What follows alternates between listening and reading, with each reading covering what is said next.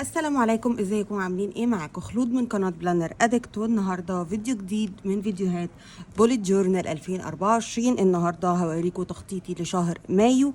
مفيش اختلاف كبير قوي عن الشهور اللي فاتت، ولكن حبيت برضو ان انا اشارككم التخطيط علشان انا عارفه ان في ناس بتستنى الفيديو ده علشان تتشجع وتخطط للشهر بتاعها. فيلا بينا نشوف تخطيطنا لشهر مايو 2024 وكل التفاصيل الخاصه بالشهر. الناس اللي اول مره تشرفني على القناه، اهلا وسهلا بيكم. يا ريت ما تنسوش تدوسوا على زر الاشتراك وكمان فعلوا الجرس عشان ما يفوتكوش اي فيديو جديد انا بنزله. يلا بينا نشوف الفيديو. طيب في البداية كده، ده الارت جورنال بتاع شهر مايو. انا بحب كل شهر اعمل ارت جورنال مميز للشهر. الشهر ده انا مش في اعلى طاقاتي، فحاولت ان انا اخليه الوانه مبهجه وكده علشان يشجعني شويه. انا عاده ما بحبش الالوان الاصفر والاخضر، بس حاولت استخدمها علشان اكثر حاجه مش متعوده ان انا اعملها، ان انا استخدم الالوان دي. وطبعا داخل فيها الوان كتير تانية، ولكن حسيت ان هي معبره شويه عن بدايات الصيف والربيع وما الى ذلك، فحسيتها لطيفه. الجمله بتاعت الشهر ده اللهم ردني اليك ردا جميلا. طبعا احنا في شهر شوال وهيخش معانا ذو القعده في نفس الشهر.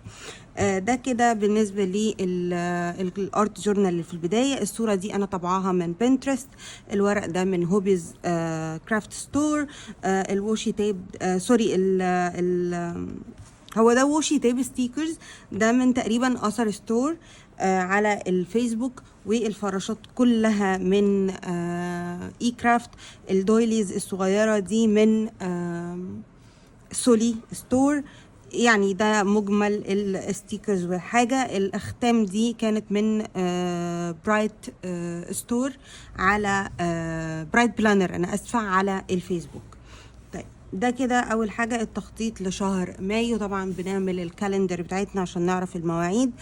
دي أنا بكتب فيها الحاجات اللي عندي في الشهر ده، لو هي ملهاش ساعة أو تاريخ محدد. هوريكم بقى بتصرف ازاي لو عندي تواريخ محددة برضو. ده كده الشكل العام. حبيت قوي المود والألوان والشكل بتاعها. الستيكرز دي كلها جايه من شوشو ستيكر، وده كمان الشفاف كله من شوشو ستيكرز. دول بصراحه مش متذكره جايباهم منين، بس دول ستيكرز مختلفه من مكان تاني.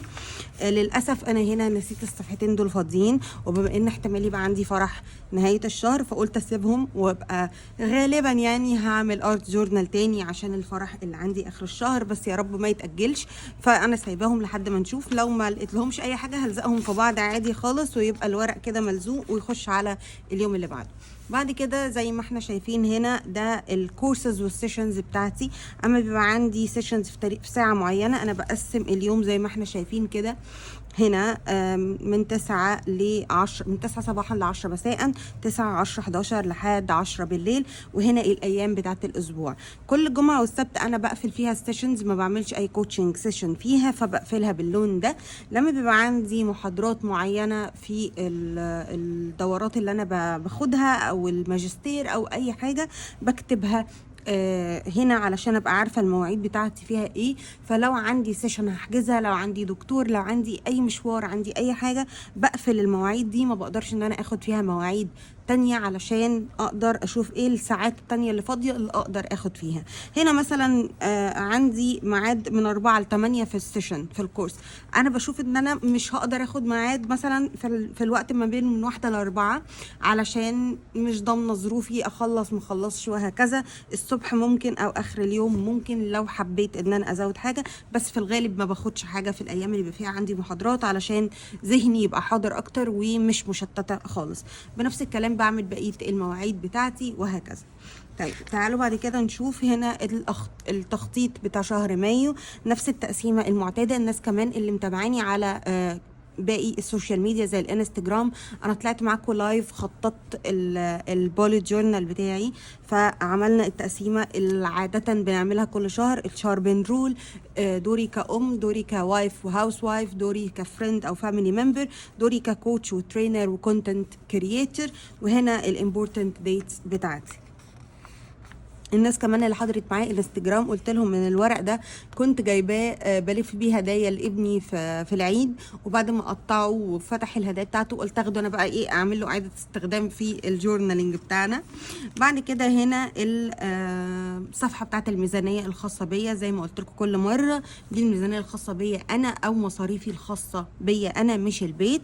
هنا العادات بتاعتنا هي مفيش اي اختلاف. هنا المساحه بتاعت البوكس لو قريت اي كتب خلال الشهر.